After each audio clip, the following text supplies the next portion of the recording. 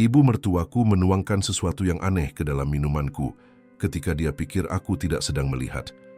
Koktail spesial untuk menantu laki-laki favoritku, katanya sambil tersenyum.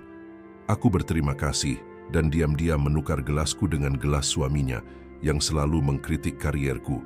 45 menit kemudian, para pendengar sekalian, selamat datang di cerita menarik lainnya dari saluran kami.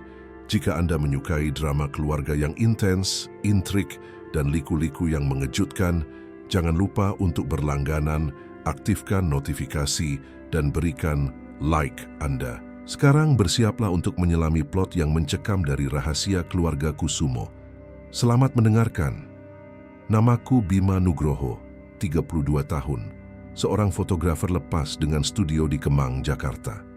Aku membangun bisnisku dari nol, pernikahan, alam pemotretan untuk majalah, jenis pekerjaan yang bisa membayar tagihan jika kau mahir. Dan aku mahir, tapi bagi mertuaku terutama Ratna, apa yang kulakukan tidak pernah cukup. Bagaimana hobi fotografimu itu? Hendra bertanya saat makan malam keluarga, bahkan tidak berusaha menyembunyikan nada meremehkan. Dia adalah direktur di sebuah bank investasi, tipe pria yang mengukur kesuksesan dari status dan nilai saham. Setiap minggu di rumah mewah mereka di Menteng selalu sama.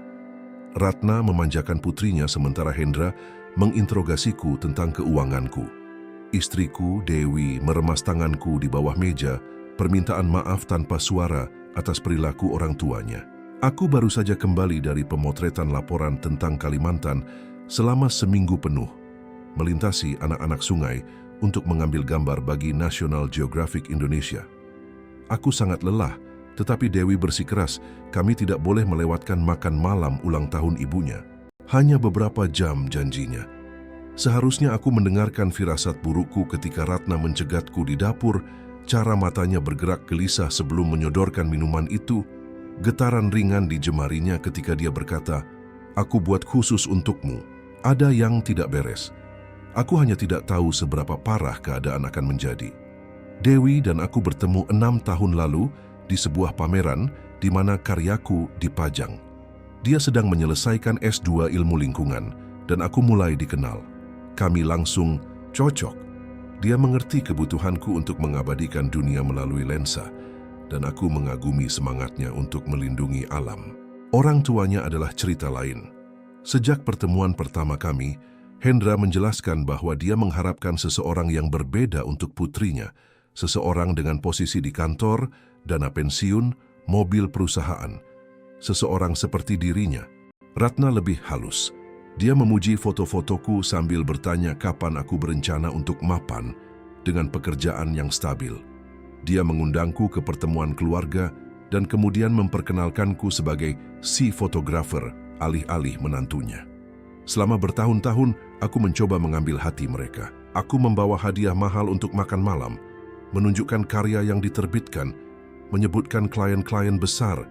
Tidak ada yang mengubah persepsi mereka bahwa aku hanyalah fase sesaat dalam kehidupan putri mereka, sesuatu yang akhirnya akan dia lewati. Saat lebaran lalu aku mendengar Ratna berbicara di telepon. Dewi bisa saja menikah dengan bagus, tahu? Dokter ternama, keluarga terpandang, tapi dia memilih si kreatif. Jeda sebelum kata kreatif membuat kata itu terdengar seperti penyakit. Hendra lebih belak-belakan. Ketika Dewi dan aku mengumumkan bahwa kami sedang mencoba untuk punya anak, dia menarikku ke samping. Anak itu mahal, nak. Mungkin pikirkan pekerjaan sungguhan sebelum membawa seorang anak ke dunia ini. Aku tidak pernah menceritakan hal-hal ini pada Dewi. Dia mencintai orang tuanya, terlepas dari kekurangan mereka, dan aku tidak ingin memaksanya memilih pihak. Jadi aku tersenyum, menjabat tangan Hendra dengan erat setiap kunjungan, memuji masakan Ratna, dan menyimpan pikiranku sendiri. Tapi ada tanda-tanda yang seharusnya kuanggap lebih serius. Cara Ratna memanggil Dewi untuk membantu di dapur. Setiap kali aku berbicara tentang proyek yang sukses, bagaimana dia tidak sengaja mengeluarkanku dari foto keluarga. Saat Hendra menyarankan terapi untuk keputusan impulsif Dewi, sambil menatap lurus ke arahku, aku mengabaikan semuanya, berpikir bahwa waktu pada akhirnya akan membawa penerimaan. Aku salah. Pada hari Jumat ulang tahun Ratna, Aku kembali dari Kalimantan dengan wajah terbakar matahari dan kartu memori penuh gambar yang bisa membayar cicilan rumah kami selama 3 bulan. Aku lelah tapi aku mandi, mengenakan kemeja batik, dan berkendara ke rumah bergaya kolonial mereka di kawasan elit. Makan malam dimulai seperti biasa. Hendra membual tentang kesepakatan bisnis baru-baru ini. Ratna sibuk dengan pengaturan meja, saudara laki-laki Dewi, Gilang, dan istrinya Citra berbincang-bincang sopan. Aku minum minuman dingin dan menghitung menit sampai kami bisa pulang. Setelah hidangan utama, Ratna mengumumkan bahwa dia telah menyiapkan es buah spesialnya yang terkenal sebagai hidangan penutup. Dia menghilang ke dapur, dan aku menawarkan diri untuk membantu membawa gelas. Saat itulah aku melihatnya. Dia punya 2 gelas terpisah dari yang lain. Ketika aku masuk, dia dengan cepat menambahkan sesuatu dari botol kecil ke salah satunya. Itu bukan hiasan atau perasa, tidak berwarna, tidak berbau, dan dia menyembunyikan botol itu begitu mendengar langkah kakiku. "Ah, Bima, biar aku saja," katanya terlalu bersemangat. "Yang ini untukmu, resep spesial untuk menantu favoritku." Tenggorokanku tercekat. Gelas itu memiliki lapisan tipis yang nyaris tak terlihat mengambang di atasnya, memantulkan cahaya. "Biar ku bantu bawa ini," kataku, mengambil kedua gelas yang telah disiapkannya. Di ruang makan, Hendra sedang memeriksa ponselnya, nyaris tidak mengangkat pandangan ketika aku mendekat. "Es buah, Pak." Aku meletakkan gelas yang telah dicampur itu di depannya alih-alih meminumnya. Aku memperhatikannya minum, membuat alasan bahwa aku lebih suka air putih dengan hidangan penutupku. 45 menit kemudian, Hendra pucat, berkeringat, dan berlari ke kamar mandi. Suara-suara keras dari kamar mandi bergema di seluruh rumah. Wajah Ratna kehilangan warnanya ketika dia menyadari apa yang telah terjadi. Matanya bertemu denganku dari seberang meja, dan pada saat itu aku tahu 2 hal dengan pasti. Ibu mertuaku telah mencoba meracuniku, dan dia tahu bahwa aku tahu. Aku tidak bereaksi, tidak mengkonfrontasinya. Hanya memakan kue coklatku sementara Dewi berlari memeriksa ayahnya. Dalam kebingungan yang terjadi selanjutnya, Hendra bersikeras itu pasti keracunan makanan. Ratna tergagap tentang makanan. "Laut basi." Aku diam-diam mengamankan gelas yang tak tersentuh yang ditujukan untukku. Sesuatu telah berubah dalam diriku. Kemarahan yang kurasakan tidak panas atau meledak-ledak, itu dingin, penuh perhitungan. Aku tidak akan membiarkan ini berlalu begitu saja, tetapi aku juga tidak akan bertarung dengan cara mereka. Aku akan membuat mereka menghadapi siapa mereka sebenarnya. Pada hari Senin setelah makan malam, aku membawa gelas itu ke Joko, seorang mantan klien yang memiliki laboratorium toksikologi. "Pribadi atau profesional?" tanyanya ketika aku menjelaskan apa yang kubutuhkan. "Masalah keluarga," jawabku. 3 hari kemudian, dia menelepon. "Bima, ada obat penenang di minuman ini. Tidak mematikan tapi cukup untuk membuat seseorang tidak sadar selama berjam-jam, mungkin menyebabkan hilangnya ingatan. Di mana kau dapatkan ini?" Aku berterima kasih padanya dan meminta laporan tertulis. Aku tidak menjawab pertanyaannya. Malam itu aku memberitahu Dewi bahwa aku ingin melewatkan makan malam hari Minggu untuk sementara waktu. Aku bilang aku perlu fokus pada pameran yang akan datang. Dia kecewa tetapi mengerti. Aku tidak memberitahunya tentang hasil tes. Belum. Aku butuh lebih banyak informasi dulu. Selama 2 minggu berikutnya, aku melakukan penyelidikan. Ratna memiliki resep Lexotan dari 3 dokter berbeda. Dia telah melipat gandakan dosisnya selama bertahun-tahun. Ada juga desas-desus tentang dia di kota, perilaku aneh di pesta tetangga, tuduhan pencurian perhiasan di klub sosialitanya, cerita-cerita yang telah berusaha ditutupi oleh keluarganya. Aku mengumpulkan semuanya dan menunggu saat yang tepat. Momen itu datang ketika Dewi menyebutkan bahwa ibunya membutuhkan foto untuk profil media sosial. "Dia secara khusus memintamu untuk mengambilnya," kata Dewi, terkejut dengan permintaan itu. Aku setuju. Sabtu berikutnya aku tiba di rumah mereka sendirian, tas peralatanku di satu tangan dan amplop tertutup di tangan lainnya. Ratna sedang menunggu, berpakaian elegan, riasan sempurna. Hendra ada di ruang kerja, jelasnya. Sebelum kita mulai, kataku dengan tenang, kukira Anda ingin melihat ini. Aku menyerahkan amplop berisi laporan toksikologi beserta cetakan resep ganda miliknya. Tangannya gemetar saat membaca. Ini konyol, bisiknya. Aku tidak akan pernah. Kita berdua tahu apa yang terjadi, potongku. Yang tidak ku tahu adalah kenapa. Wajahnya mengeras. Kamu tidak cukup baik untuk putriku. Tidak akan pernah. Seorang pria harus memberikan keamanan, bukan foto-foto. Dan membius suami putrimu memberikan keamanan. Aku menjaga suaraku tetap terkendali. Itu tidak akan menyakitimu, balasnya. Hanya membuatmu sakit, membuatmu melewatkan pembukaan galeri konyol yang sudah kau bicarakan berbulan-bulan, menunjukkan pada Dewi bahwa kau tidak bisa diandalkan. Aku membiarkan kata-katanya meresap. Lihat apa yang terjadi selanjutnya, kataku akhirnya. Anda akan memberitahu Hendra apa yang Anda lakukan. Lalu kalian berdua akan mulai memperlakukanku dengan hormat. Bukan karena kalian berubah pikiran tentangku, tetapi karena alternatifnya adalah Dewi mengetahui siapa sebenarnya orang tuanya. Ratna tertawa tapi terdengar hampa. Dia tidak akan pernah mempercayaimu daripada kami. Aku mengambil tas peralatanku. Mungkin tidak, tapi dia akan percaya laporan lab, catatan resep, dan tetangga yang telah kalian asingkan. Apakah Anda bersedia mempertaruhkan hubungan Anda dengan putri Anda untuk itu? Aku pergi tanpa mengambil satu foto pun. Malam itu, Ratna menelepon Dewi sambil menangis, mengklaim bahwa aku telah berperilaku tidak pantas selama sesi kami, mengatakan aku bersikap permusuhan, dan mengancam. Ketika Dewi mengkonfrontasiku, aku tidak bisa lagi menyembunyikan kebenaran. Aku menunjukkan padanya semuanya, laporan lab, resep, bahkan pesan teks dari ibunya, yang menjadi semakin permusuhan selama bertahun-tahun. Ibuku tidak akan melakukan itu, katanya terus tapi suaranya kurang yakin. Keesokan harinya, dia mengkonfrontasi orang tuanya. Aku tidak di sana, tetapi ketika dia kembali ke rumah, matanya merah karena menangis. Ayahku bilang itu semua salah paham, katanya pelan, bahwa kau mencoba menciptakan perpecahan di antara kita karena kau tidak percaya diri dengan kariermu. Aku hanya mengangguk. Aku sudah menduganya. Bagaimana menurutmu? Tanyaku.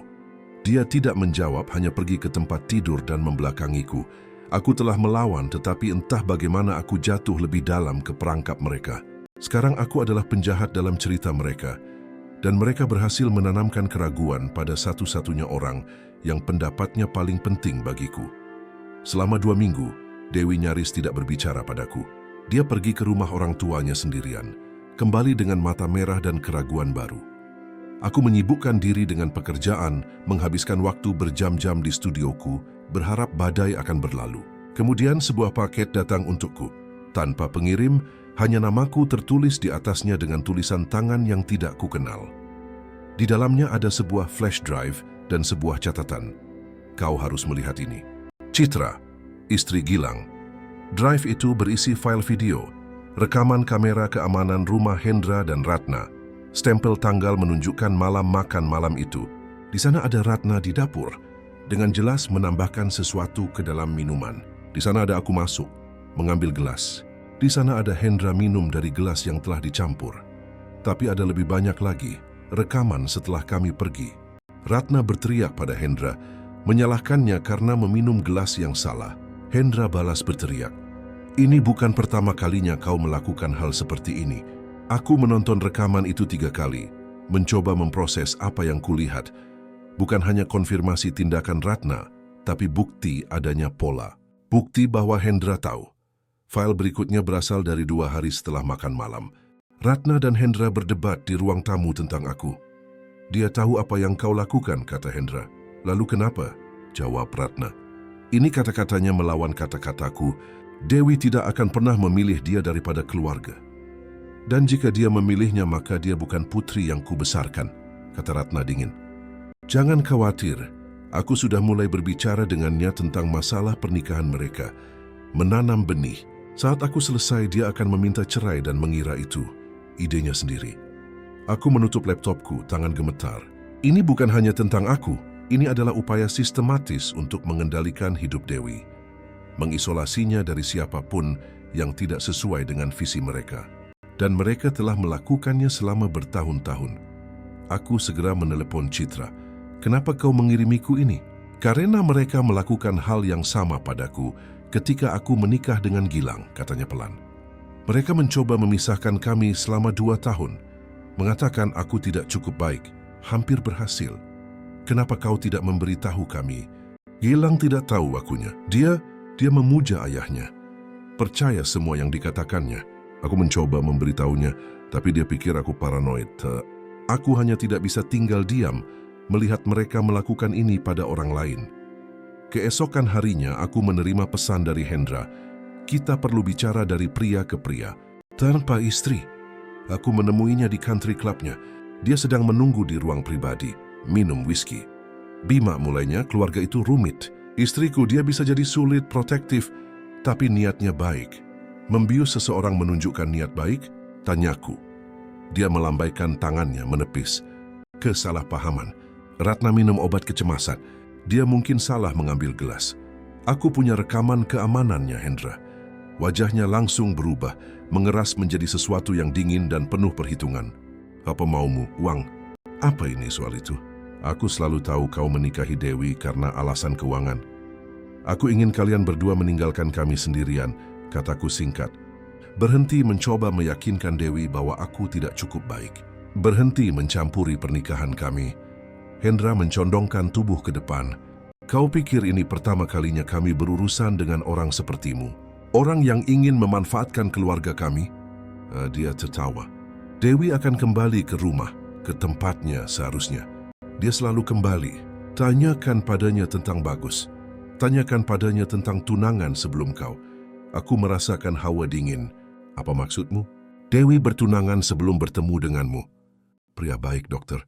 Kami tidak suka latar belakangnya. Butuh 6 bulan untuk meyakinkannya bahwa dia tidak tepat untuknya. Dia putus kembali ke rumah menangis pada ayah. Dia tersenyum. Sejarah berulang, nak. Dalam perjalanan pulang, aku menelepon Bunga, teman sekamar Dewi saat kuliah. Aku bertanya tentang Bagus. Ya Tuhan, katanya, kau itu mengerikan.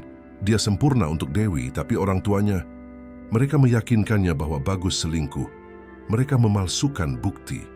Dia mencoba memberitahu Dewi kebenarannya, tapi saat itu Dewi sudah tidak percaya lagi padanya.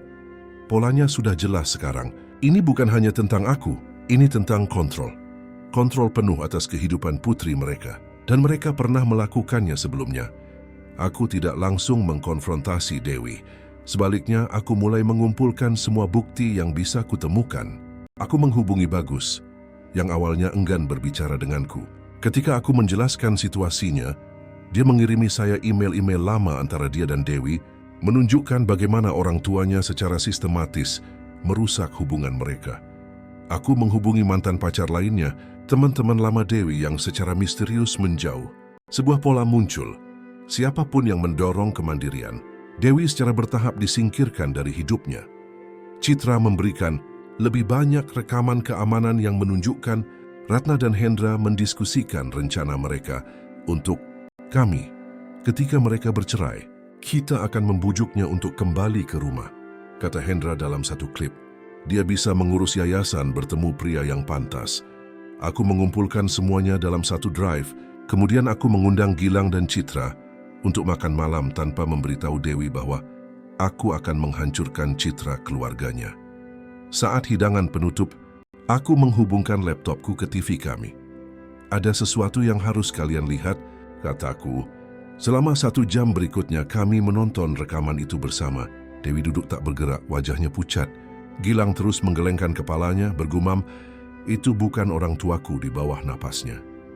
Ketika selesai, Dewi menoleh padaku dengan air mata mengalir di wajahnya. Kenapa kau tidak memberitahuku lebih awal?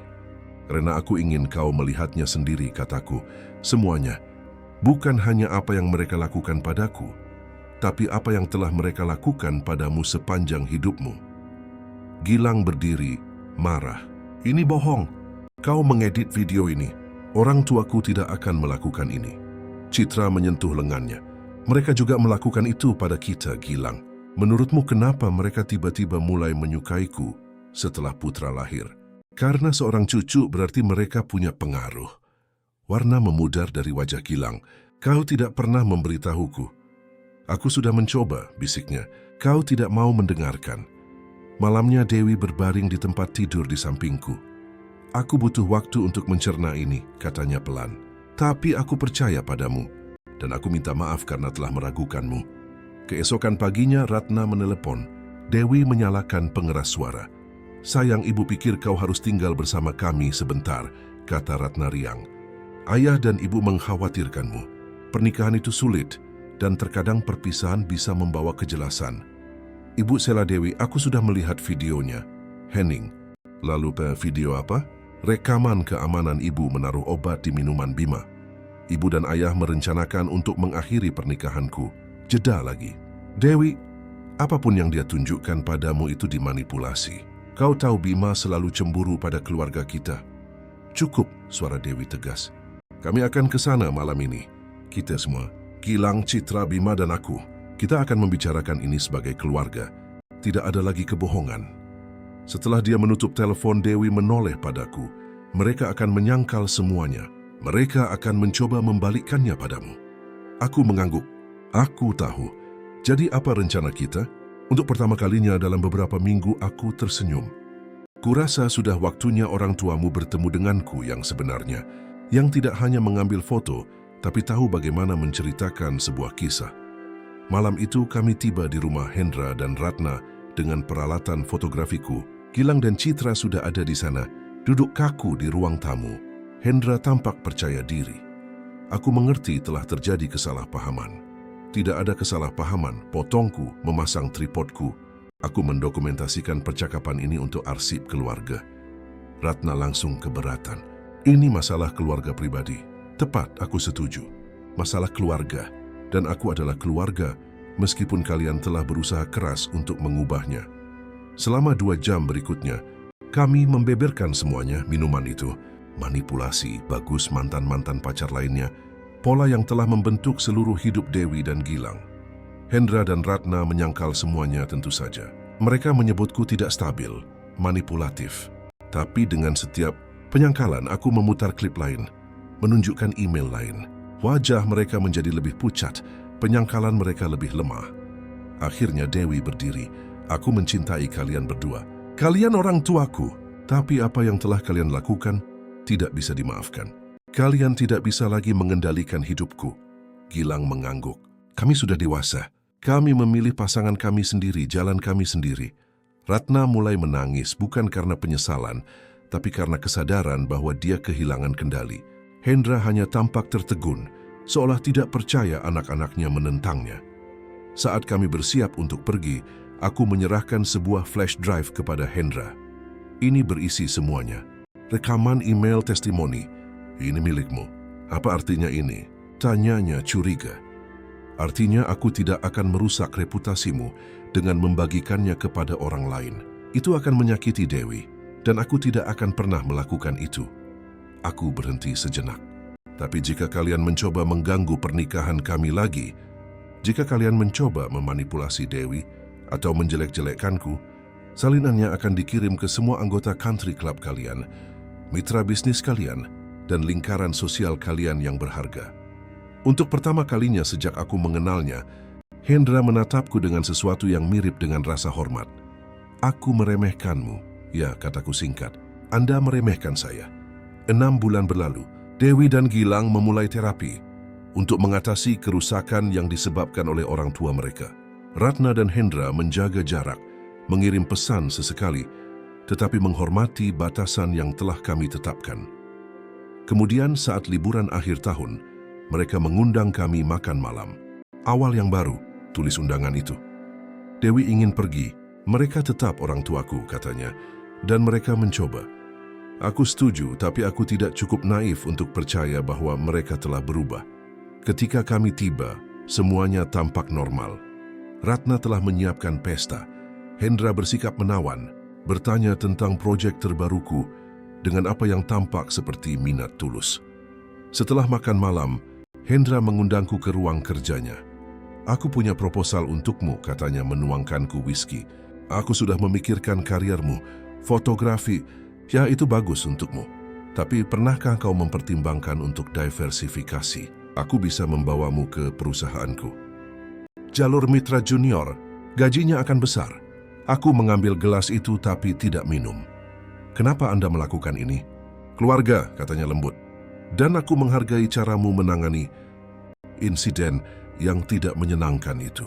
Kau melindungi putriku sambil tetap teguh pendirian. Itulah yang dilakukan pria sejati. Aku meletakkan gelas itu di meja tak tersentuh. Saya menghargai tawarannya, tapi tidak. Senyumnya mengeras. Bima, bersikaplah masuk akal. Ini adalah tawaran damai, cara bagi kita untuk melangkah maju. Tidak, ulangku. Ini adalah upaya lain untuk mengontrol. Anda tidak bisa membeliku, Hendra, dan Anda tidak tahan fakta bahwa Dewi mencintaiku apa adanya. Jangan bodoh, desisnya, melepaskan kepura-puraannya.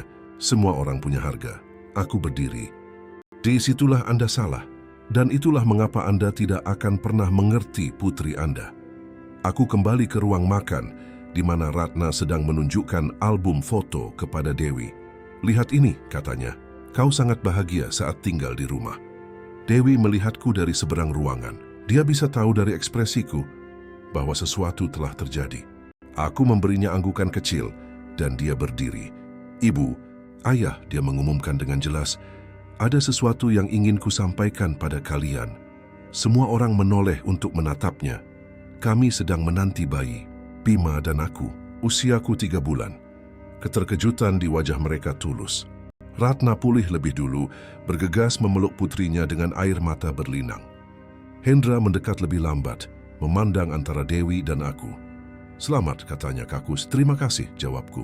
Lalu merendahkan suaraku, sehingga hanya dia yang bisa mendengar. Anak ini tidak akan pernah menjadi pion dalam permainanmu, aku janji. Wajahnya mengeras tapi dia mengangguk sekali. Dia mengerti pesannya. Saat kami berkendara pulang malam itu, Dewi meremas tanganku. Mereka tidak akan pernah berubah, kan? Pasti tsindaki, kataku jujur. Tapi mereka harus menerima bahwa kita telah berubah. 3 minggu kemudian, sepucuk surat tercatat tiba dari pengacara Hendra. Di dalamnya ada akta sebuah rumah kami yang sedang kami sewa, dan dokumen hukum yang membuat dana perwalian untuk anak kami yang belum lahir. Tidak ada catatan, tidak ada syarat, tidak ada ikatan. Hanya transfer aset, bersih dan tidak dapat ditarik kembali. Itu bukan permintaan maaf. Hendra tidak mampu melakukan itu, tapi itu adalah pengakuan. Mungkin satu-satunya yang bisa dia berikan bahwa kami telah menang. Putri kami lahir di musim kemarau. Kami menamainya Kirana, diambil dari nama nenekku. Ketika Ratna dan Hendra datang ke rumah sakit, mereka membawa hadiah, tetapi menjaga jarak dengan hormat. Mereka mengagumi bayi itu, mengambil foto, dan pergi tanpa mencoba memberi kami nasihat tentang mengasuh anak atau ceramah keuangan. Bulan-bulan berlalu, dan hubungan kami dengan mereka menjadi sesuatu yang menyerupai kenormalan. Mereka tidak pernah meminta maaf atas apa yang telah mereka lakukan, tetapi mereka berhenti mencoba mengendalikan hidup Dewi atau meremehkan karirku. Suatu malam, ketika aku sedang mengedit foto di studioku, Dewi masuk sambil menggendong Kirana. Ibuku menelepon, katanya. Dia ingin kita datang untuk lebaran. Aku mendongak dari komputerku. Apa yang ingin kau lakukan? Kurasa kita harus pergi, jawabnya. Tapi dengan syarat. Kita menginap di hotel, bukan di rumah mereka. Kita pergi kapanpun kita mau. Tidak ada waktu sendirian dengan Kirana. Aku mengangguk, terdengar masuk akal. Dia duduk di sampingku mengayunkan bayi itu dengan lembut. Tahu tidak, dulu aku berpikir sukses berarti membuat orang tuaku bahagia, mendapatkan persetujuan mereka, memenuhi harapan mereka. Dia menatap putri kami lalu kembali padaku. Sekarang aku tahu ini tentang membuat pilihan yang bisa kubanggakan, membela orang yang kucintai. 2 minggu sebelum lebaran, sebuah amplop besar tiba dari Hendra. Di dalamnya ada katalog mengkilap untuk laporan tahunan perusahaannya. Foto-fotoku terpampang di mana-mana. Lanskap, potret, foto arsitektur, karya yang telah kulakukan dengan caraku sendiri, tanpa campur tangannya. Ada catatan singkat. Saya mempekerjakan fotografer terbaik yang saya kenal. Saya pikir Anda ingin memiliki salinannya. Itu bukan pengampunan atau rekonsiliasi. Itu sesuatu yang lain, rasa hormat mungkin. Pengakuan bahwa aku sukses dengan caraku sendiri, bukan caranya. Aku tidak menelepon untuk berterima kasih. Kami berdua mengerti bahwa ini bukan tentang rasa terima kasih. Ini tentang mengakui batasan baru, realitas baru. Musim semi itu aku membuka galeriku sendiri di pusat Jakarta. Saat pembukaan, Dewi ada di sampingku, Kirana di pinggulnya. Orang tuaku datang dari Yogyakarta. Teman dan klien memenuhi ruangan, mengagumi gambar-gambar yang telah kuabadikan selama bertahun turun. Hendra dan Ratna juga datang, menjelang akhir malam. Mereka tidak tinggal lama. Ratna menggendong Kirana sebentar di bawah pengawasan ketat Dewi. Hendra menjabat tanganku, mengangguk ke arah foto-foto dengan persetujuan tulus, dan pergi tanpa memberikan saran tentang bagaimana aku harus menjalankan bisnisku. Saat kami tutup malam itu, Dewi bertanya, "Menurutmu mereka sudah berubah?" Aku mempertimbangkan pertanyaan itu dengan hati-hati. "Tidak," kataku akhirnya, "tapi mereka telah menerima bahwa mereka tidak bisa mengubah kita. Dan kadang itu sudah cukup." Belakangan, saat kami duduk di beranda, kami menyaksikan bintang-bintang muncul di atas kota. Kirana tertidur di ranjang bayinya di lantai atas. Aku menyadari sesuatu yang belum pernah kuartikulasikan sepenuhnya sebelumnya. Aku tidak menang dengan memainkan permainan Hendra dan Ratna. Aku menang dengan menolak memainkannya. Aku tetap teguh, melindungi apa yang penting, dan membangun hidupku sesuai dengan definisiku sendiri tentang kesuksesan, bukan dengan skema atau manipulasi, tetapi dengan kejujuran dan ketekunan yang tenang. Pada akhirnya, itulah balas dendam yang paling memuaskan dari semuanya. Hidup dengan baik dengan caraku sendiri, dengan keluarga yang kucintai di sisiku. Tahun-tahun berlalu, dan sesuatu yang tak terduga terjadi. Bukan rekonsiliasi, tapi semacam kedamaian. Hendra pensiun dari posisinya di bank investasi. Dan yang mengejutkan semua orang, ia mulai tertarik pada fotografi. Bukan jenis fotografi yang kulakukan. Dia beralih ke fotografi makro, mengabadikan gambar serangga dan tanaman kecil. Suatu hari dia muncul di studioku, membawa kamera baru yang mahal. "Kukira kau bisa memberiku beberapa tips," katanya, tanpa sedikit pun ironi atau kesombongan yang biasa kuhubungkan dengannya.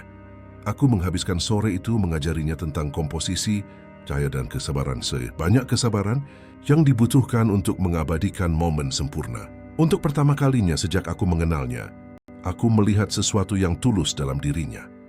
Bukan bankir, bukan patriark yang mengendalikan, tetapi hanya seorang pria yang mencoba memahami jalan baru.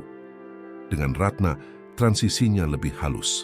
Dia tidak pernah berhenti menjadi dirinya sendiri. Cerewet, sedikit teatrikal, selalu menjaga penampilan sempurnanya. Tetapi setelah kelahiran cucu keduanya, seorang anak laki-laki yang dimiliki Gilang dan Citra, sesuatu tampak melunak dalam dirinya. Mungkin itu usia, mungkin itu kesadaran bahwa manipulasinya hampir mengorbankan hubungannya dengan anak-anaknya. Kirana berusia 4 tahun ketika Ratna memberinya set cat air pertamanya. Itu adalah hadiah sederhana, tidak mewah, dan disertai dengan senyum lelah ke arahku. "Dia punya mata kreatifmu," kata Ratna, tanpa nada celaan seperti biasanya. Pada suatu minggu sore, hampir 5 tahun setelah malam es, buah yang menentukan itu, kami semua berkumpul di taman rumah kami. Bukan rumah yang dibelikan Hendra untuk kami, yang kami jual untuk membuka galeri, tetapi rumah yang kami pilih bersama, dengan halaman yang luas dan studio terpisah untukku. Kirana berlari di rumput bersama sepupunya Putra. Keduanya tertawa ketika mencoba menangkap gelembung sabun yang ditiupkan Dewi ke udara. Gilang dan Citra berbicara denganku tentang perjalanan mereka berikutnya ke Bali, di mana aku telah merekomendasikan beberapa tempat luar biasa untuk difoto. Aku memperhatikan Hendra sedang duduk sendirian di sudut taman, memperhatikan anak-anak dengan ekspresi yang tidak bisa kubaca. Aku duduk di sampingnya, menawarinya minuman dingin. "Dia mirip Dewi seusia itu," katanya, menatap Kirana. "Semua orang bilang begitu," jawabku. "Kami melakukan banyak kesalahan," katanya setelah jeda panjang. "Itu bukan permintaan maaf, tapi bagi Hendra, itu adalah hal yang paling mendekati." "Ya, aku setuju tanpa dendam. Memang. Kalian membangun sesuatu yang baik di sini," katanya, memandangi rumah keluarga yang berkumpul. "Berbeda dari yang akan kupilih, tapi baik." Itu adalah momen kecil, celah singkat dalam hubungan yang mungkin akan selalu rumit. Itu bukan pengampunan, bukan melupakan. Itu hanya pengakuan atas kesalahan perubahan pertumbuhan. Malam itu, setelah semua orang pulang dan Kirana ada di tempat tidur, Dewi dan aku duduk di beranda kami seperti yang sering kami lakukan sebelumnya. Menurutmu apa yang membuat mereka berubah? Tanyanya menyandarkan kepalanya di bahuku. Aku berpikir sejenak, kurasa mereka tidak berubah, tidak juga. Kurasa mereka hanya menyadari bahwa dunia tidak bekerja seperti yang mereka pikirkan, bahwa mereka tidak bisa mengendalikan segalanya, bukan anak-anak mereka, bukan kehidupan. Kita hampir kehilangan satu sama lain, katanya pelan. Jika kau tidak mengetahui apa yang ibuku lakukan malam itu, aku memeluknya lebih erat, tapi aku mengetahuinya. Dan kau cukup kuat untuk melihat kebenaran, bahkan ketika itu menyakitkan. Kau tahu apa yang pernah Bagus katakan padaku? Tanyanya. Bagus mantan tunangannya, baru-baru ini masuk kembali ke kehidupan kami sebagai teman, sekarang menikah bahagia dengan seorang dokter yang bekerja di rumah sakit yang sama. Dia bilang beberapa orang baru belajar menghargai sesuatu ketika mereka akan kehilangannya. Kurasa orang tuaku akhirnya belajar hal itu. Keesokan paginya, aku menerima email dari majalah seni internasional. Mereka ingin membuat artikel tentang karyaku dengan fokus pada foto-fotoku dari Kalimantan dan caraku menangkap interaksi antara alam dan kemanusiaan. Itu adalah kesempatan yang telah kuimpikan selama bertahun-tahun. Aku menunjukkan email itu kepada Dewi yang melompat kegirangan dan memelukku. Kemudian tanpa berpikir panjang, aku meneruskannya ke Hendra dan Ratna dengan pesan sederhana. Kukira kalian ingin tahu. Beberapa menit kemudian teleponku berdering. Itu Ratna Bima. Katanya suaranya sedikit bergetar. Ini luar biasa, selamat. Tidak ada ironi dalam suaranya. Tidak ada komentar terselubung tentang ketidakstabilan fotografi sebagai karier. Hanya pengakuan tulus atas pencapaian. Terima kasih, jawabku. Terkejut dengan rasa terima kasihku sendiri atas sikapnya. Kami bangga padamu. Tambahnya, kata-kata itu terdengar aneh di mulutnya, seolah dia sedang mencoba bahasa baru. Setelah menutup telepon, aku menatap telepon, mencoba memproses apa yang telah terjadi. Selama bertahun-tahun aku mengenal Ratna, dia tidak pernah menunjukkan kebanggaan atas apapun yang kulakukan. Itu adalah perubahan kecil tapi signifikan. Dewi masuk ke dapur, Kirana mengikutinya. Siapa? Ibumu? Jawabku. Dia memberiku selamat atas artikel majalah itu. Dewi mengangkat alisnya. Serius? Tanpa komentar tentang bagaimana fotografi bukan pekerjaan yang stabil? Aku menggelengkan kepala. Tidak ada. Dia bilang mereka bangga. Ya, kata Dewi dengan senyum kecil, mungkin keajaiban memang terjadi. Artikel majalah itu terbit 2 bulan kemudian, dengan 8 halaman didedikasikan untuk karyaku. Jurnalis itu telah mengikutiku selama seminggu di hutan Kalimantan, mengamati bagaimana aku berinteraksi dengan masyarakat adat, menangkap hubungan rumit antara pelestarian dan pembangunan.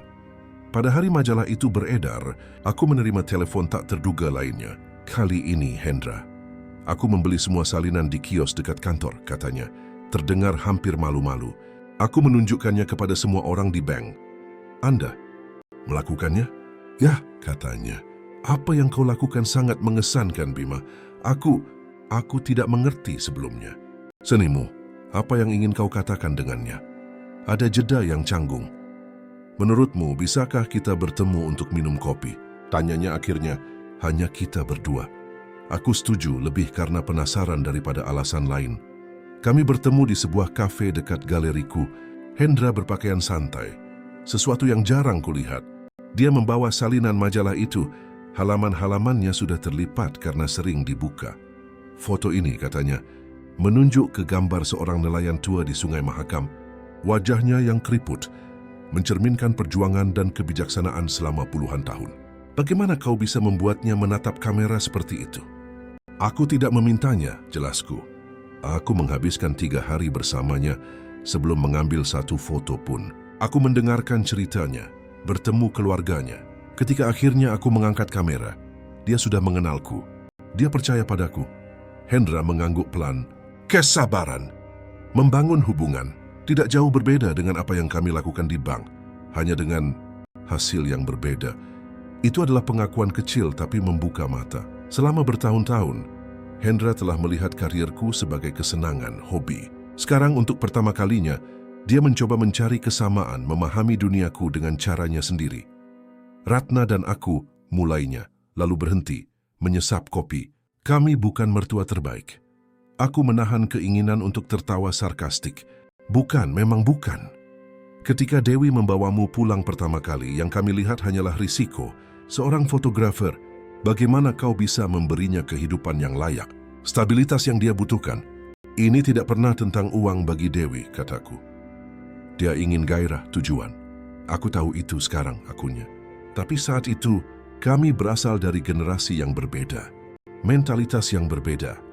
Itu tidak membenarkan apa yang dilakukan Ratna, jawabku tegas. Dia melihat ke bawah. Tidak. Ratna punya masalah, dia selalu punya. Kontrol, kecemasan, takut kehilangan orang yang dicintainya. Jadi Anda tahu tentang apa yang dia masukkan ke minumanku? Dia tidak menjawab secara langsung. Pernikahan kami tidak sempurna, Bima. Tidak pernah. Tapi setelah hampir 40 tahun bersama, kau belajar menerima kekurangan satu sama lain.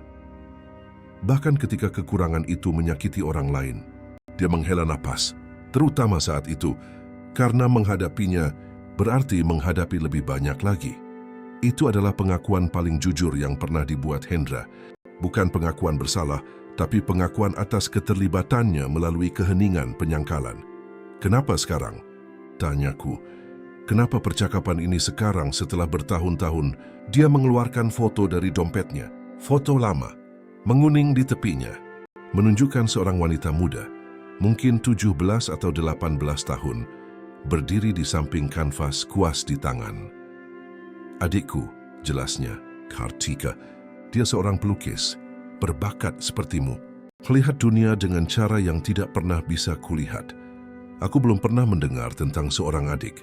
Apa yang terjadi padanya? Ayah kami tidak setuju. Seni bukanlah karier, katanya. Itu hobi, gangguan. Dia memaksanya belajar manajemen, mengikuti bisnis keluarga. Dan dia melakukannya. Hendra menggelengkan kepala. Dia melarikan diri. Pergi ke Paris dengan seorang fotografer yang ditemuinya di sebuah pameran. Kami tidak pernah berbicara dengannya lagi. Sudah berapa lama? Saya cinta 40 tahun, katanya pelan. Dia seumuranmu sekarang. Semuanya mulai masuk akal. Ketakutan irasional yang dimiliki Ratna dan Hendra terhadapku, kebutuhan untuk mengendalikan hidup Dewi, ketakutan bahwa dia akan memilih jalan yang tidak mereka pahami. Anda mencarinya? Sering, akunya tidak pernah menemukannya. Mungkin dia mengganti namanya. Mungkin dia tidak menyelesaikan kalimatnya, tetapi ketakutan itu jelas di matanya. Mungkin dia sudah tidak hidup lagi. Ketika aku melihat foto-fotomu di majalah, lanjutnya, sesuatu terjadi.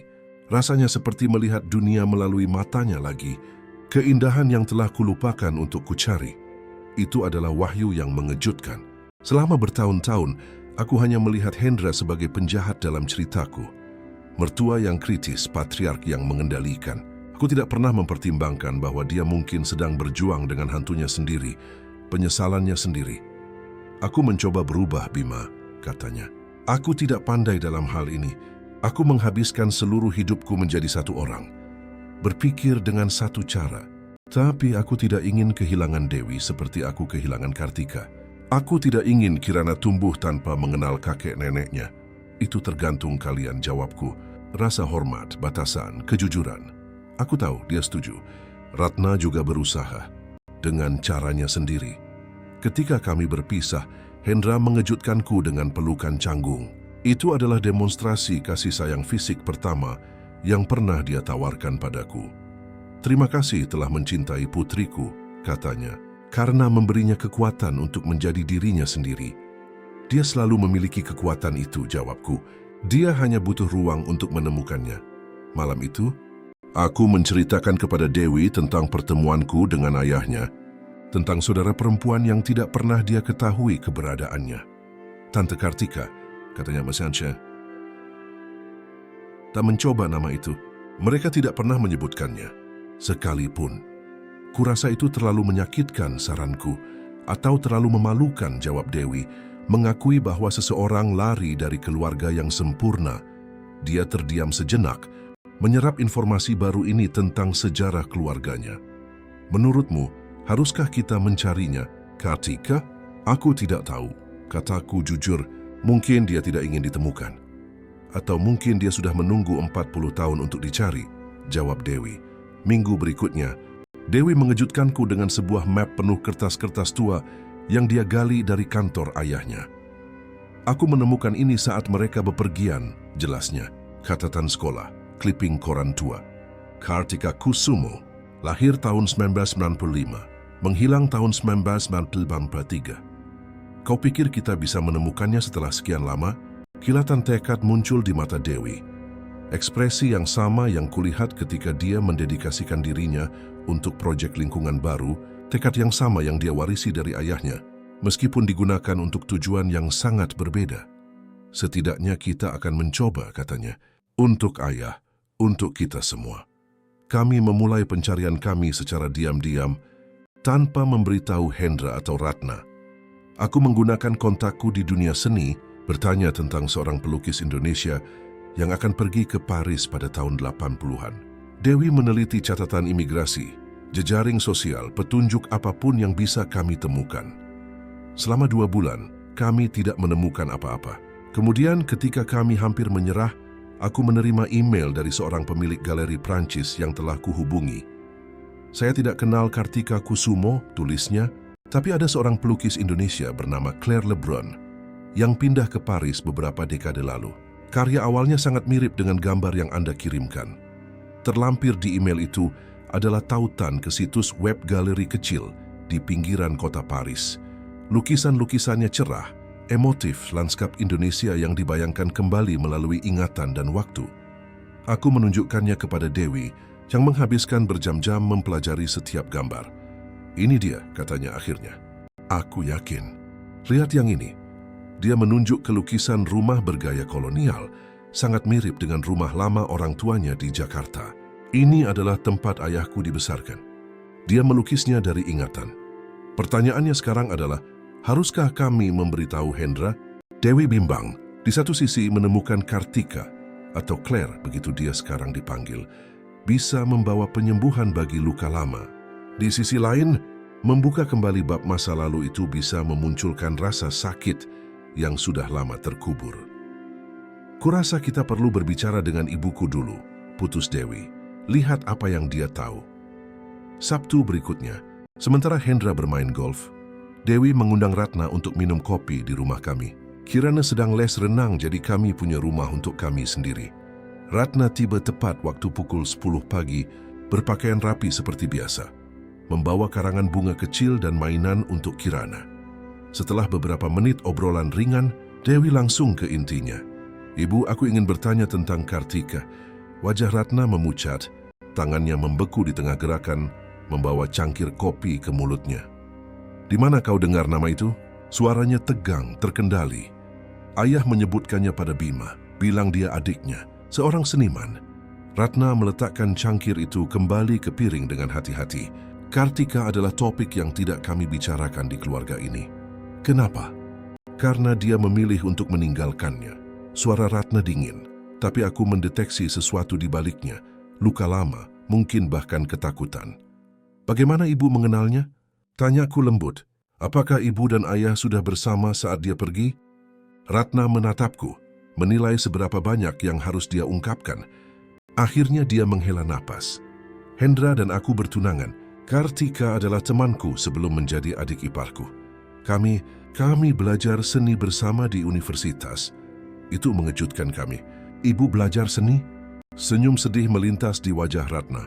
Selama setahun, sampai aku bertemu Hendra dan mengetahui bahwa keluarga Kusumo memiliki harapan yang berbeda untuk wanita di lingkaran mereka. Itu adalah sisi Ratna yang belum pernah kami lihat sebelumnya. Wanita muda yang, seperti Kartika, mungkin telah memimpikan kehidupan yang berbeda. Apa yang terjadi? Desak Dewi dengan lembut. Ratna memandang ke kejauhan, seolah-olah sedang melihat film masa mudanya diproyeksikan di dinding ruang tamu kami. Kartika brilian, berbakat dengan cara yang tidak pernah kumiliki. Ketika kakekmu tahu dia ingin menjadi pelukis, dia marah besar. Dia bilang seni itu untuk kekasih, bukan untuk putri salah satu orang terkaya di Jakarta. Dan dia melarikan diri. Ratna mengangguk. dengan seorang fotografer Prancis. Pierre apalah, aku membantunya. Ibu, Dewi tampak terkejut. Aku memberinya uang, membelikannya tiket. Aku iri dengan keberaniannya. Ratna memilin serbet di tangannya. Ayahmu tidak pernah memaafkanku untuk itu. Dia pikir aku tidak tahu bahwa dia mencarinya selama bertahun-tahun. Tapi aku tahu, selalu tahu. Kenapa ibu tidak pernah memberitahu kami tentang dia? Tanya Dewi. Suaranya mengkhianati luka dari sejarah keluarga yang dirahasiakan. Karena lebih mudah berpura-pura dia tidak pernah ada daripada mengakui betapa kami merindukannya. Betapa ayahmu menyesal tidak mendukungnya. Ratna menatap lurus ke arahku. Itulah mengapa dia selalu begitu keras padamu, Bima. Kau mengingatkannya padanya. Gairah yang sama, penolakan yang sama untuk mengikuti jalan yang diharapkan. Potongan-potongan itu mulai menyatu. Perilaku Hendra dan Ratna, ketakutan irasional mereka akan kehilangan kendali, reaksi ekstrim mereka terhadap kehadiranku dalam kehidupan Dewi. Kami menemukannya, kata Dewi pelan, menunjukkan kepada Ratna gambar-gambar yang telah kami temukan. Dia ada di Paris, namanya Claire sekarang. Ratna mengambil tablet dengan tangan gemetar, menatap lukisan-lukisan itu dengan intensitas yang berbatasan dengan keputusasaan. Air mata mulai mengalir tanpa suara di wajahnya yang terpoles sempurna. Pemandangan ini, bisiknya, ini dari tanah keluarga di Jawa Tengah. Dan yang ini pemandangan dari kamarnya di rumah lama. Dia menatap Dewi. Dia ingat, setelah bertahun-tahun dia masih ingat. Kami berpikir untuk menghubunginya, jelasku. Mungkin mengatur reuni. Ratna menggelengkan kepalanya dengan keras. Hendra akan hancur jika dia tahu kalian menemukannya tanpa memberitahunya. Dia harus menjadi bagian dari ini. Ini pertama kalinya aku melihat Ratna benar-benar mengkhawatirkan perasaan orang lain selain dirinya sendiri. Mungkin ada lebih banyak dalam pernikahan mereka daripada dinamika kontrol yang telah kami saksikan. Bagaimana kita memberitahunya? Tanya Dewi. Biar aku yang melakukannya, jawab Ratna. Mengejutkan kami lagi. Aku berutang padanya. Pada kalian semua. Malam itu Ratna mengundang Hendra makan malam di rumah kami. Dia tidak mengatakan mengapa, hanya bahwa itu penting. Dia tiba tampak bingung dan sedikit khawatir. Setelah menyajikan makan malam, Ratna berdiri dan mengambil amplop besar dari tasnya. Hendra, mulainya, suaranya lebih lembut dari yang pernah kami dengar. Ada sesuatu yang perlu kau lihat. Dia menyelipkan amplop itu di atas meja. Di dalamnya ada cetakan lukisan Claire dan alamat galeri di Paris. Apa ini? Tanyanya mengerutkan kening saat memeriksa gambar-gambar itu. Ini Kartika, kata Ratna singkat. Adikmu. Hendra mendongak tajam, wajahnya pucat. Bagaimana kalian, Bima dan Dewi menemukannya? Jelas Ratna. Dia menggunakan nama Claire sekarang. Claire Lebrun. Dia punya galeri di Paris. Hendra melihat kembali lukisan-lukisan itu. Jari-jarinya menelusuri kontur lanskap yang akrab. Rumah masa kecilnya yang dibayangkan kembali melalui mata adiknya yang hilang. Selama ini, gumamnya, aku mencari di mana-mana, menyewa detektif. Dan dia ada di sana sepanjang waktu, melukis rumah kita. Dia menatap Ratna dengan ekspresi yang tidak bisa kubaca. Kau tahu? Dia menahan tatapannya dengan kuat. Tidak. Tapi aku tahu suatu hari dia akan ditemukan. Orang-orang seperti Kartika, seperti Bima. Mereka meninggalkan jejak di dunia, Hendra. Itulah yang membuat mereka istimewa. Itu adalah pertama kalinya aku mendengar Ratna mengatakan sesuatu yang benar-benar positif tentang pilihan hidupku. Aku ingin bertemu dengannya, kata Hendra. Tekad jelas dalam suaranya. Kita ke Paris kalau begitu, usul Dewi. Kita semua, perjalanan keluarga. Hendra memandang kami masing-masing. Putrinya, menantu laki-laki yang telah coba disingkirkannya, istri yang telah menyembunyikan impian artistiknya sendiri. Kemudian, yang mengejutkan kami, matanya dipenuhi air mata. Terima kasih, katanya singkat, karena menemukannya. Karena memberiku kesempatan kedua dengan adikku. 3 minggu kemudian, kami berada di pesawat ke Paris, Dewi, aku, Kirana, Hendra, dan Ratna. Kami telah mengirim email ke Claire, menjelaskan siapa kami, meminta izin untuk mengunjunginya. Jawabannya hati-hati tapi menyambut. Setelah 40 tahun, kurasa sudah waktunya untuk reuni. Datanglah ke galeri pada hari Kamis pukul 7 malam. Aku akan tutup untuk umum. Ratna gugup selama penerbangan, berulang kali memeriksa riasannya, merapikan rambutnya yang tertata sempurna. Bagaimana jika dia membenciku? Bisiknya padaku ketika yang lain sedang terganggu. Karena tinggal. Karena memilih kakakmu daripada seni. Kau tidak bisa tahu apa yang dia pikirkan setelah sekian lama, jawabku. Tapi kita akan segera mengetahuinya. Galeri kecil itu terletak di jalan berbatu di arrondismen ke-11. Sebuah tanda sederhana di depan bertuliskan Galeri Lebrun. Ketika kami masuk, seorang wanita membelakangi kami menyesuaikan pencahayaan di atas lukisan. Kami tutup, katanya dalam bahasa Prancis, tanpa berbalik. Kami buka lagi besok jam 10. Kartika?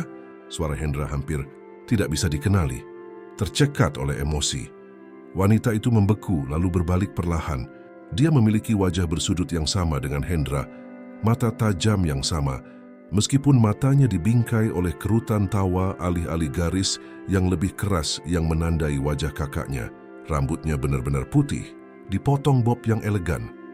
Sudah lama tidak ada yang memanggilku seperti itu, katanya dalam bahasa Indonesia. Aksennya sedikit dipengaruhi oleh puluhan tahun di Prancis. Hendra melangkah maju, ragu-ragu. Aku mencarimu. Aku tahu jawabnya. Pierre melihat detektifmu beberapa kali. Kami memutuskan bahwa jika kau benar-benar ingin menemukanku, itu harus dengan caraku, bukan cara keluarga Kusumo. Dia mengamati Ratna yang sebagian bersembunyi di belakang Hendra. Ratna, kau tidak berubah sama sekali. Kau juga, jawab Ratna melangkah keluar dari bayang-bayang, masih cemerlang seperti biasa. Claire tersenyum. Senyum yang sangat mirip dengan Kirana, sehingga aku merasakan hawa dingin menjalari tulang punggungku. Dan ini pasti Dewi dan Bima, katanya, mengalihkan perhatiannya pada kami. Dan Kirana kesal. Foto-foto kalian tidak sebanding dengan aslinya. Foto kami? Tanya aku bingung. Claire menunjuk ke komputer di mejanya. Aku menemukan kalian secara online setelah menerima emailmu. Karya fotografimu Bima. Galeri di Jakarta. Proyek lingkungan Dewi. Dia membawa kami berkeliling galeri, sesekali berhenti untuk menjelaskan lukisan tertentu. Tidak ada permusuhan dalam suaranya, hanya semacam jarak yang diperhitungkan, jenis yang berkembang setelah puluhan tahun berpisah. Dan Pierre? Tanya Hendra, melihat sekeliling seolah mengharapkan fotografer Prancis itu muncul kapan saja. Wajah Claire melembut. Pierre meninggalkan kami 5 tahun lalu. Kanker. Aku turut berduka cita, kata Hendra, dan aku sadar dia tulus. Kami memiliki 40 tahun yang indah bersama, jawabnya. 2 anak, 3 cucu. Dia berhenti untuk melihat Kirana yang sedang mengagumi lukisan burung rangkong berwarna-warni. Yang tertua hampir seumuran dia sekarang. Ratna melangkah maju, ragu-ragu. Apakah mereka tahu tentang kita, keluarga di Indonesia? Mereka tahu aku punya kakak laki-laki. Seorang keponakan laki-laki dan perempuan yang tidak pernah kutemui. Claire menatap lurus ke arah Hendra. Aku tidak pernah menyembunyikan dari mana aku berasal. Aku hanya memilih untuk tidak kembali. Hendra tampak berjuang dengan emosinya. Ayah, sudah meninggal 20 tahun lalu, Claire menyelesaikan untuknya. Aku tahu. Aku membacanya di obituari. Dia juga mencarimu, kata Hendra pelan, di tahun-tahun terakhirnya. Claire mengangguk tapi wajahnya tetap tanpa ekspresi. Terlambat, ada keheningan yang canggung. Kirana tidak menyadari ketegangan menunjuk lukisan burung rangkong itu. Kakek, lihat. Seperti yang kita lihat di kebun binatang. Hendra berjongkok di samping cucunya, bersyukur atas gangguan itu. Iya sayang, tapi yang ini bebas, tidak di dalam kandang. Claire mengamati interaksi itu, sesuatu di matanya melembut. Dia mirip denganmu, Hendra. Saat kita masih anak-anak. Semua orang bilang dia mirip Dewi, jawabnya. Dan Dewi mirip denganmu, tunjuk Claire. Gen Kusumo memang kuat. Dia membawa kami ke studio di belakang galeri, di mana sebuah meja telah disiapkan untuk makan malam. Kukira kita bisa berbicara lebih pribadi di sini, jelasnya. Selama makan kombinasi lezat hidangan Prancis dan Indonesia, suasana berangsur-angsur santai. Claire bertanya tentang kehidupan kami di Jakarta. Dan Dewi menceritakan kisah-kisah tumbuh sebagai putri Hendra dan Ratna. Beberapa membuat semua orang tertawa, yang lain membawa pertukaran pandangan antara saudara kandung yang berbicara tentang pola keluarga yang melampaui generasi. Jadi, Bima, kata Claire akhirnya. Hendra akhirnya menerima seorang seniman di keluarga? Aku memandang Hendra, tidak yakin bagaimana menjawabnya. Butuh waktu, saku Hendra mengejutkan semua orang dengan kejujurannya. Dan aku hampir kehilangan putriku dalam prosesnya. Metode lama Kusumo, komentar Claire datar, mengontrol melalui rasa takut akan kekecewaan. Bukan hanya itu, sela Ratna suaranya sedikit bergetar. Itu ketakutan. Murni dan sederhana. Takut Dewi akan mengikuti jalan yang sama sepertimu, Kartika, Claire. Dan kami tidak akan pernah melihatnya lagi. Claire mempelajari Ratna untuk waktu yang lama. Tapi kau membantuku pergi, Ratna. Kau memberiku uang untuk tiket. Karena kau cukup berani untuk melakukan apa yang tidak bisa kulakukan, jawab Ratna. Aku mencintai seni sama sepertimu. Tapi aku tidak punya kekuatanmu. Jadi aku tinggal menikahi Hendra, mencoba meyakinkan diriku sendiri bahwa itulah yang kuinginkan. Hendra menatap istrinya, terkejut. Kau tidak pernah memberitahuku itu. Bagaimana aku bisa?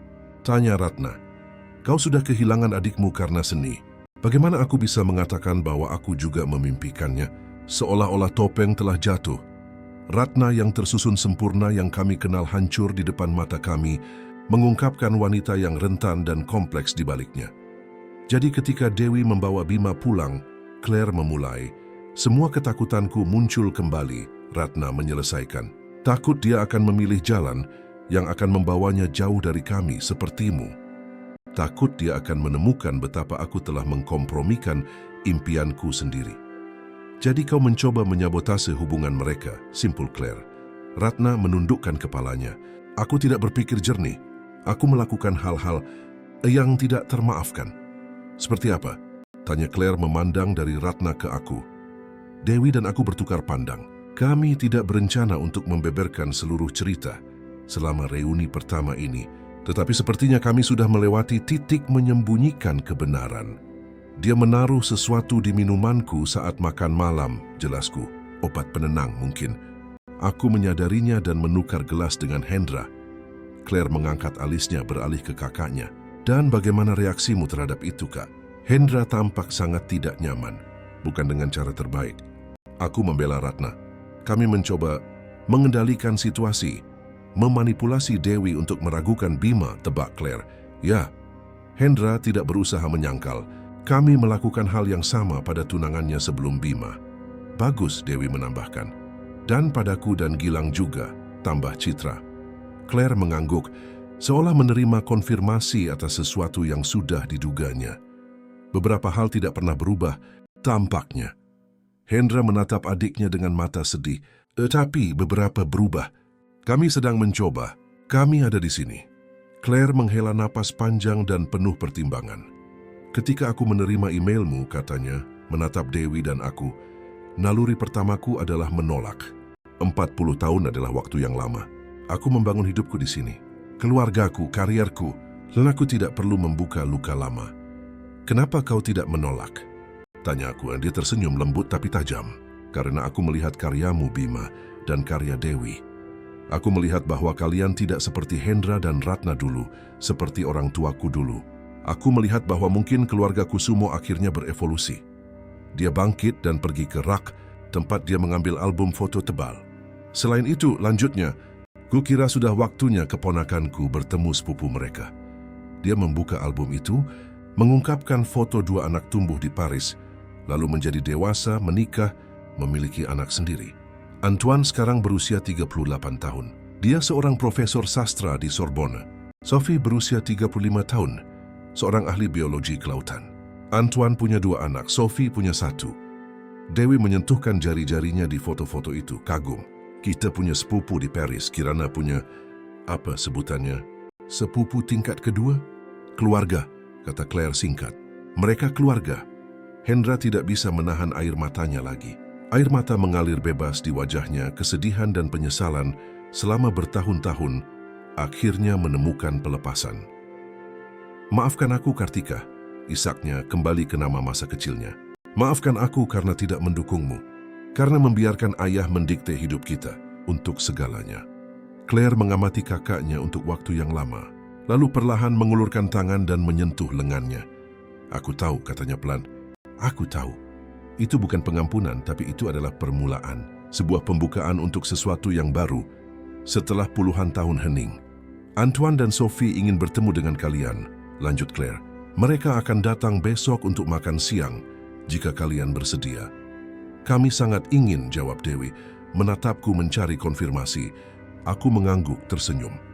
"Reuni keluarga," gumam Ratna seolah tidak percaya. Claire mengamatinya sejenak. "Kau masih melukis, Ratna?"